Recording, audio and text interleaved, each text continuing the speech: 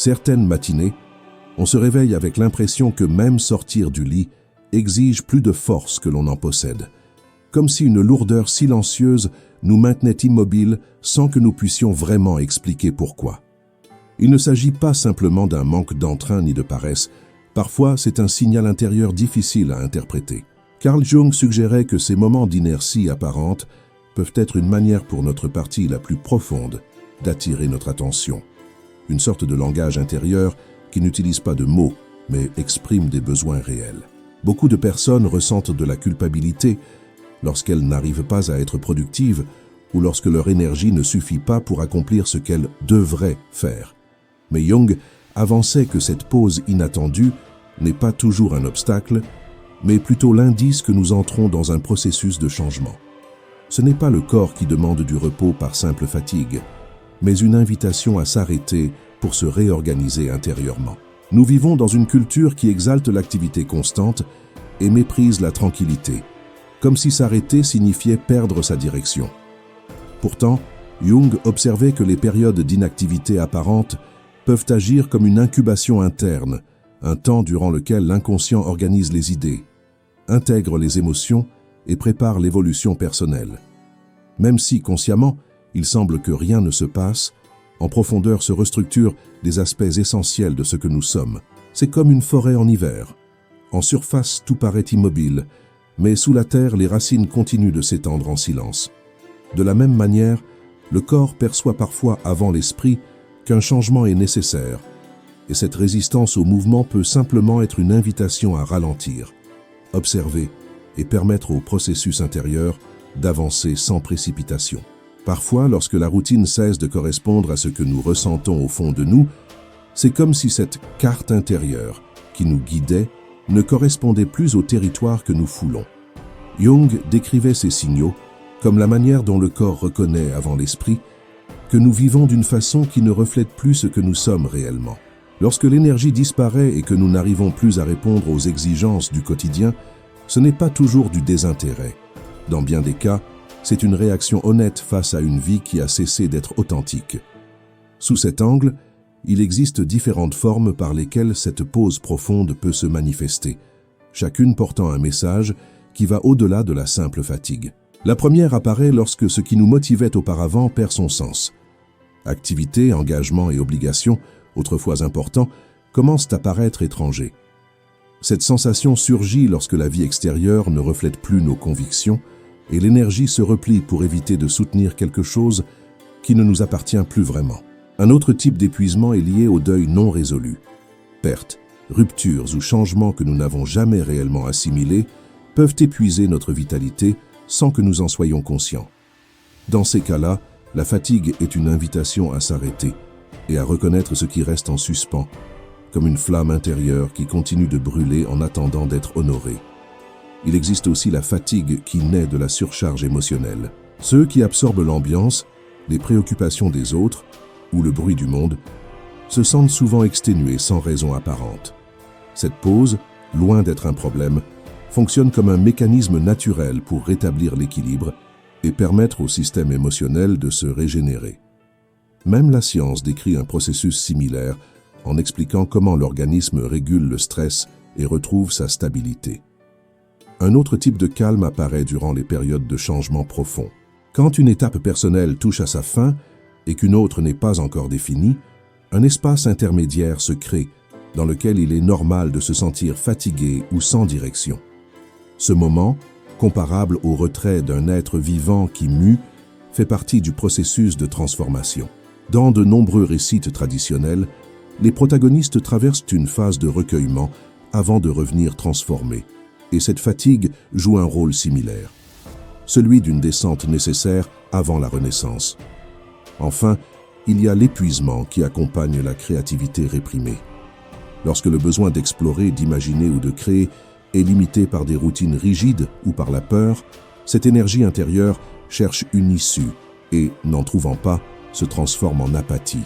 Il ne s'agit pas d'un manque de force, mais d'un appel à rediriger l'énergie vers quelque chose qui a du sens.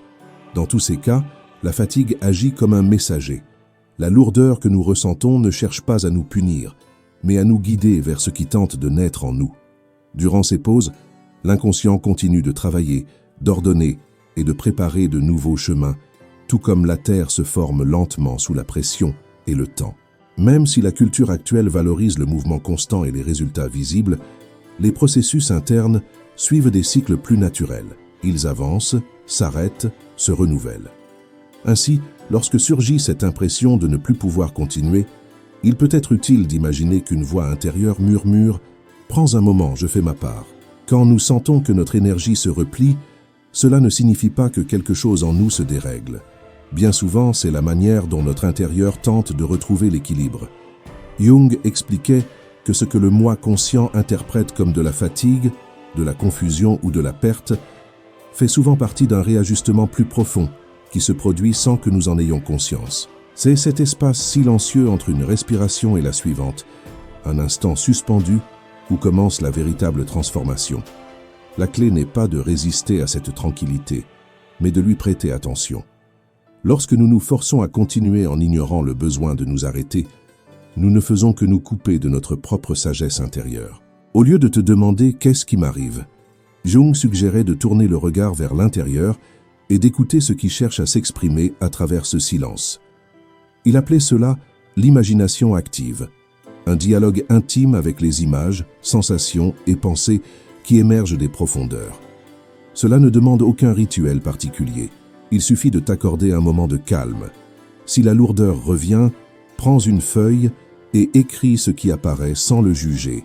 Il peut surgir des mots isolés, des souvenirs désordonnés, des symboles ou des idées qui semblent dépourvues de sens, mais dans ces fragments se cache une expression authentique de l'inconscient. Avec le temps, des motifs commencent à se révéler.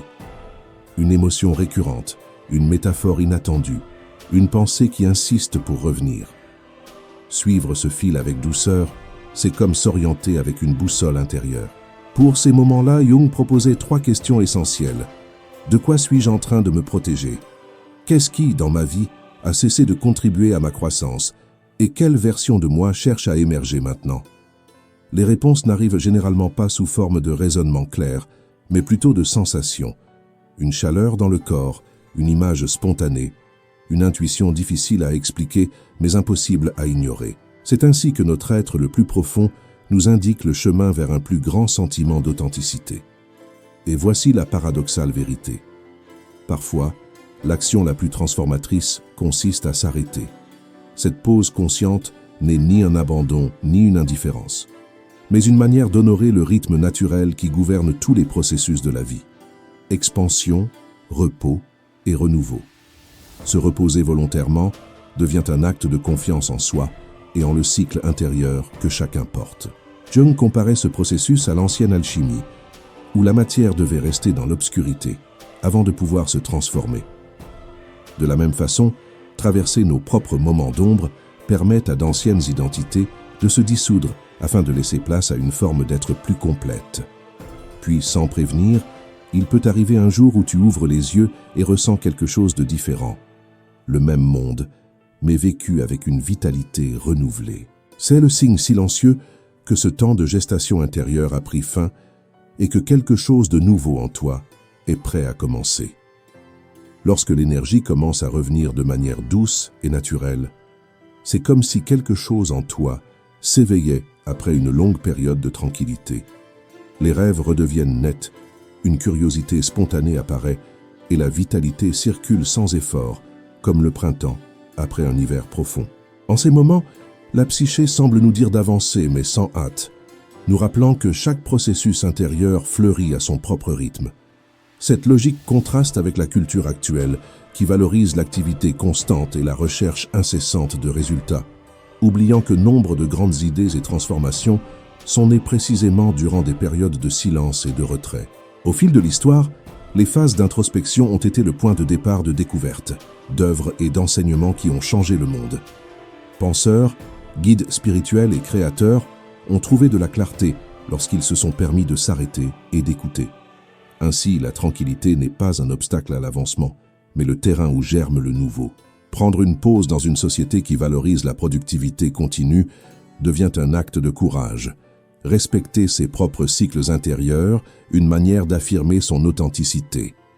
Jung soulignait que ceux qui savent en reconnaître le moment de s'arrêter acquièrent une forme particulière de sagesse, car dans cet intervalle, ils peuvent distinguer leur propre voix du bruit extérieur. Ainsi, le repos cesse d'être un caprice pour devenir une pratique essentielle au bien-être émotionnel. Aujourd'hui, diverses disciplines scientifiques décrivent quelque chose de similaire. Le cerveau utilise les moments de calme pour intégrer souvenirs, émotions et perceptions, configurant des significations qui ne surgissent pas sous un excès de stimuli. Les traditions anciennes, comme les connaissances modernes, s'accordent à dire que la tranquillité est une part fondamentale de notre développement intérieur. C'est pourquoi lorsque l'élan de se reposer apparaît, ce n'est pas un signe de faiblesse, mais une invitation à permettre à l'esprit et au corps de se réaligner. Ce que nous interprétons parfois comme un obstacle peut être, en réalité, le début d'un renouveau profond. Ton besoin de t'arrêter n'est pas l'origine du problème, il peut être précisément le chemin vers la solution. Lorsque surgit cette sensation de fatigue profonde, il est possible que ton fort intérieur cherche à t'éloigner de modes de vie qui ne te correspondent plus et à te rapprocher d'un espace où tu peux réinterpréter ta propre histoire. Au lieu de lutter contre cette lourdeur, tu peux la voir comme un signe que ton esprit essaie de t'orienter comme il le peut, en te faisant ralentir pour que tu puisses te reconnecter à toi-même. Il ne s'agit pas d'inactivité, mais d'authenticité, de créer un silence intérieur suffisamment clair pour que ce qui compte vraiment puisse émerger. Choisir de vivre selon ce qui est vrai, plutôt que selon ce qu'on attend de toi, demande du courage et implique parfois de faire taire le bruit extérieur et même nos propres exigences. Ce repos conscient ouvre un espace où peut se former une version plus honnête de toi-même. Lorsque le moment sera venu, ton prochain pas surgira naturellement, comme la lumière du jour qui traverse doucement une forêt silencieuse. Si ce message a touché quelque chose en toi, il se peut que tu entres dans une période de changement. Je t'invite à accompagner ce processus et à rester connecté aux futurs contenus qui, plus que des informations, cherchent à t'accompagner dans un voyage de croissance personnelle. Active les notifications et continue d'explorer ce chemin vers ta version la plus authentique. Ce n'est que le début.